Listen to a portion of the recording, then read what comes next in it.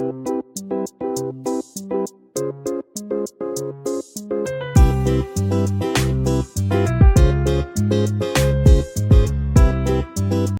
Kitchen मध्ये नमस्ते. मी बनवते मटकी भात. तर इथे आहे ना, मी मटकी भिजत टाकलेली रात्री, आणि रात्री मटकी भिजत टाकलेली छान असं इथे मोर आलेला आहे.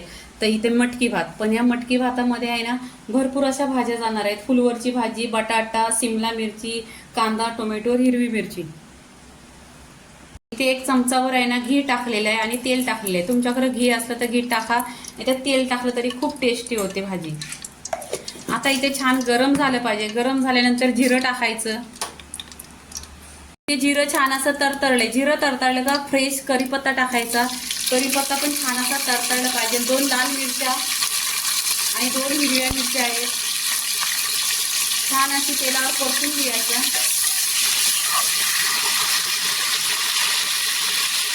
इथे कांदा टाकायचा भरपूर कांदा घेतल्याने ना टेस्ट येतो भरपूर छान असा.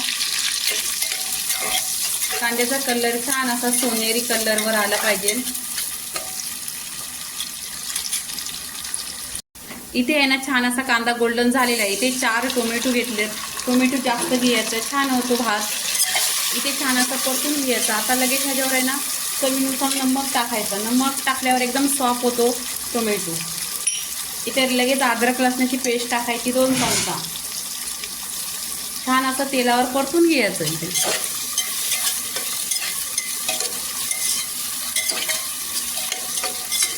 टोमॅटोचा पूर्णपणे इथे पाणी झाला पाहिजे. 1-2 मिनिटं छान असे मी इथे तेलावर परतून घेतले. आता इथे कोरडे सुके मसाले टाकायचे.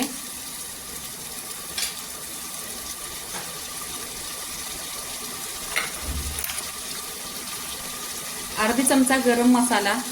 आता इथे गरम मसाला तर तुम्ही बोलणार काय अख्खा गरम मसाला नाही टाकत, पण गरम मसाला आहे ना हा मी घरी बनवलेला आहे आणि माझ्या चॅनलवर आलेला आहे, म्हणून इथे अख्खा गरम मसाला, तेजपत्ता वगैरे हे सगळं मसाले ह्याच्यामध्ये आहेत, म्हणून मी फोडणीमध्ये टाकत नाही.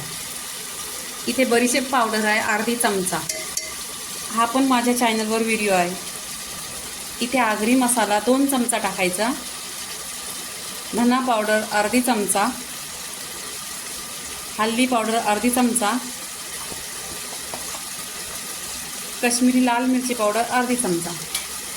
आता इथे सगळे सुके मसाले कोरडे छान असे परतून घ्यायचे. पहा कलर पण एकदम सुरेख आलेला आहे. खूप 10 मिनिटात होते असा पुलाव आणि टेस्टी पण 1 नंबर. आणि मुलं भाजी वगैरे खात नाही, तर हे दुपारच्या वेळेला छान असं बनवायचं. आता इथे आहे ना मी तांदूळ घेतलेले आहेत. जे तुमच्या घरी असणार ना ते तांदूळ घ्या. इथे माझ्या घरी एक कोलंबाचं आहे ते घेतलेलं आहे. इथे तांदूळ घ्यायचं आणि छान असं मिक्स करायचं. तांदूळ आहे ना छान असं मसाल्यामध्ये मिक्स केलेलं आहे.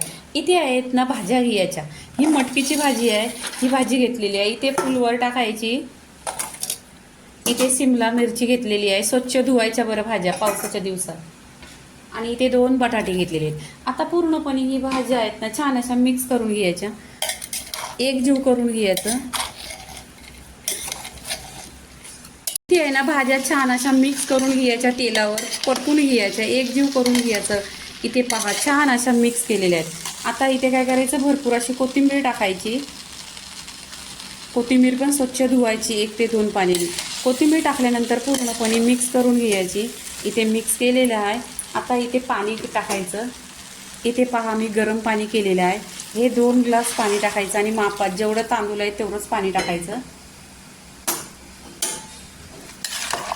आता पूर्णपणे इथे मिक्स करायचं.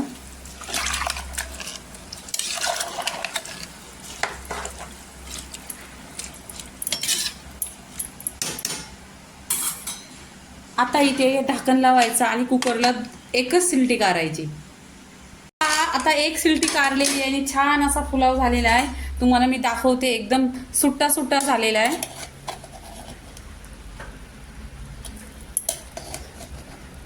इथे पहा एकदम सुट्टा झालेला आहे. आता काय करायचं, ह्याच्यावर कोथिंबीर टाकायची आणि प्लेटमध्ये काढून घ्यायचा.